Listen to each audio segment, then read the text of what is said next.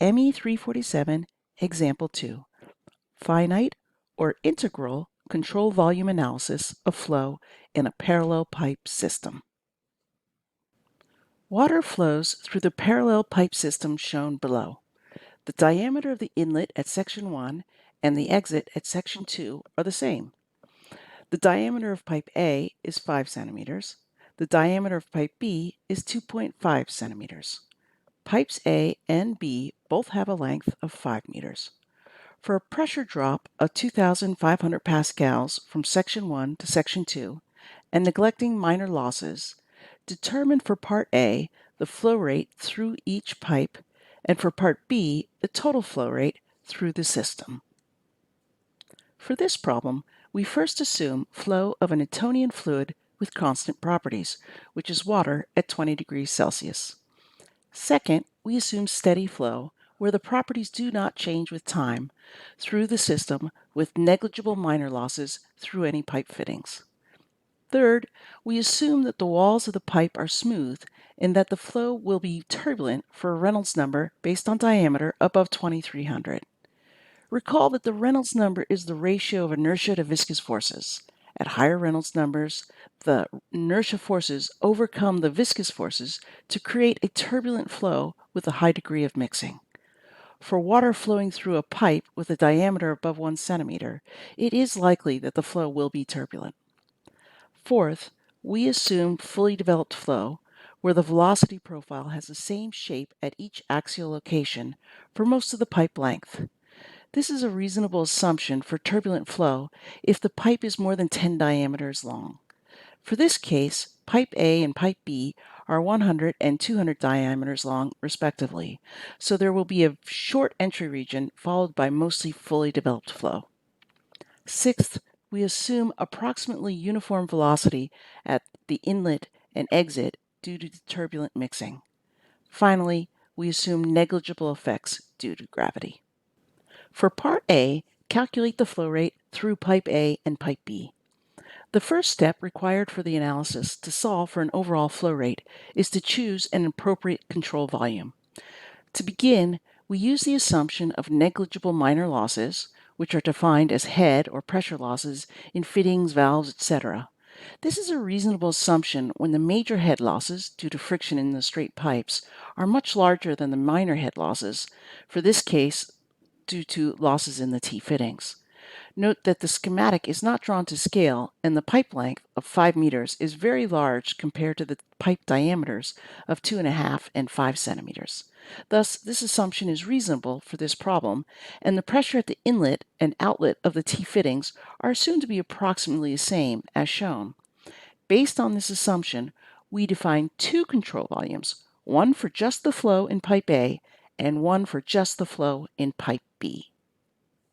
Next, to solve for the unknown flow rate through each pipe, given a known net force due to pressure pushing the fluid, we apply the energy equation for the steady flow of water moving through each control volume with an inlet at section 1 and an outlet at section 2.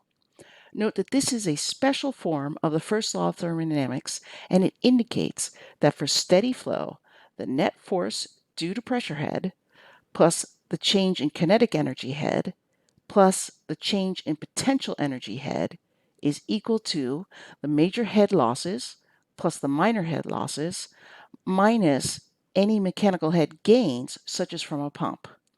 For fully developed incompressible flow in a constant diameter pipe, the kinetic energy head remains constant. For constant elevation, the potential energy head remains constant. Finally, there are no minor head losses or mechanical head gains for this control volume. Thus, for steady flow in a straight pipe, the pressure head is just equal to the major head losses due to friction. Finally, we note that the major head loss is equal to the Moody friction factor times the dimensionless pipe length and the kinetic energy head. To determine the friction factor, there are several correlations available that depend on the Reynolds number and relative pipe roughness. For this problem, we are assuming a smooth pipe. Also, as an initial guess, we will assume a Reynolds number in the range of 2,300 to 100,000. Thus, we can use the relatively simple Blasius correlation to calculate the friction factor. We will need to calculate the Reynolds number at the end of our calculations to verify this assumption. If the Reynolds number turns out to be too high, we would then need to use a correlation such as the Colebrook correlation, or use the Moody diagram, which is a plot of the Colebrook correlation. Substituting in, we get an equation to solve for the average velocity. To solve for the volumetric flow rate, we multiply the average velocity by the cross-sectional area.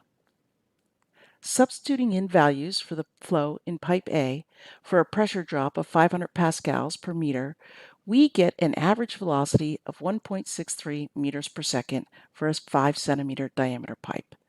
This corresponds to a volumetric flow rate of 3.21 liters per second, which is quite a bit of water. Thus, I am already pretty sure the flow will be turbulent. Note, I converted it to liters per second because I have a hard time comprehending the volume in meters cubed, and I want to be able to visualize the flow rate. Next, we repeat the calculations for pipe B with a diameter of 2.5 centimeters, which is 1/2 that of pipe A.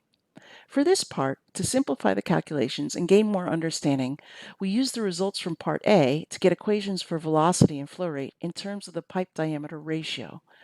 In particular, we see that the average velocity is proportional to the diameter ratio to the 0.7th power, and the flow rate is proportional to the diameter ratio to the 2.7th power. Thus, for a diameter ratio of 1/2, the average velocity decreases to 1 meter per second, and the flow rate decreases to 0.49 liters per second for pipe B.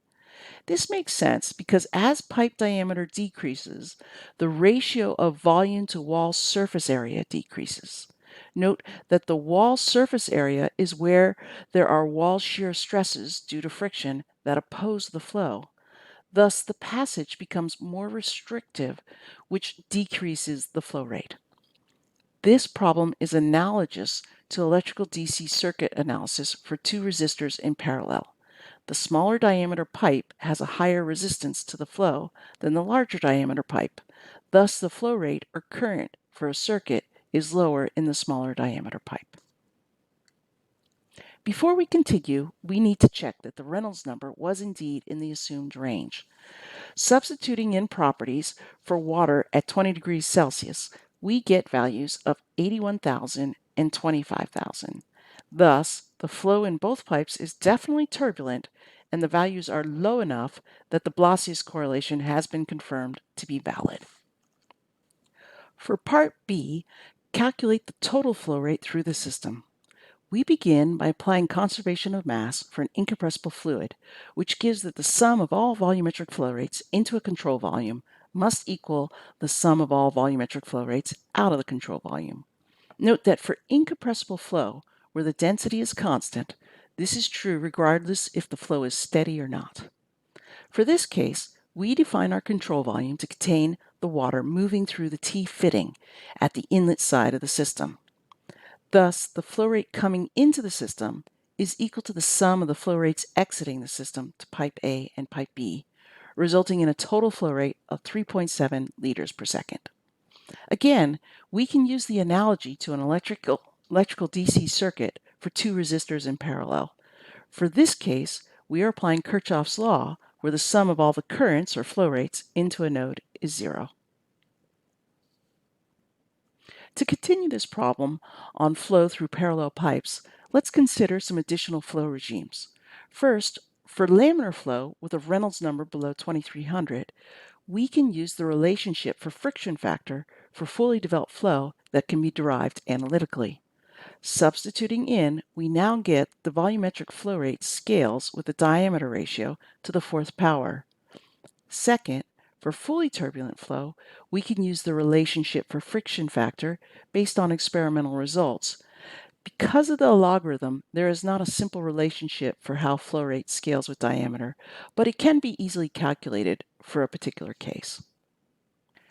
Third, for turbulent flow in rough pipes at moderate Reynolds numbers, we typically use the Colebrook correlation, which is plotted on the Moody diagram. There is no closed form solution, and we must now use iteration, for which a program such as EASE or the engineering equation solver is recommended. Fourth, for inviscid flow, where the viscosity is assumed negligible, there is perfect slip at the walls. Thus, the velocity is exactly the same in both pipes, and the volumetric flow rate now just scales with the diameter ratio squared. In summary, the biggest impact on flow rate with diameter ratio is for laminar flow with a fourth power dependency, followed by turbulent flow in smooth pipes with a 2.7 power dependency, and then finally for an inviscid flow with a second power dependency. To visualize these differences on a plot, Figure 1 shows volumetric flow rate for pipe A, pipe B, and the total flow rate versus pressure drop for laminar flow on the left and for turbulent flow in a smooth pipe on the right. As can be seen, significantly more flow moves through pipe A than pipe B for both cases, but the difference is more extreme for laminar flow, as expected. For one last plot, Figure 2 shows velocity for pipe A and pipe B versus radiolocation for fully developed laminar flow on the left and turbulent flow on the right. For the laminar case, a much lower pressure drop is used for the calculations to ensure that the flow would be laminar. Note that these profiles are parabolic. For the turbulent case on the right, the same conditions for the example problem are used. Note that these profiles are an experimental curve fit using a 1/7 power law to time average velocity data for turbulent pipe flow. Also, note that the profiles are much flatter for turbulent than laminar over the majority of the cross-section due to the enhanced turbulent mixing. For both cases, the flow rates presented in Figure 1 are obtained by integrating these velocity profiles over the cross-sectional area of the pipe. Based on these, we can see that for the laminar flow with a parabolic profile, the smaller diameter will indeed have a much greater effect on the flow rate.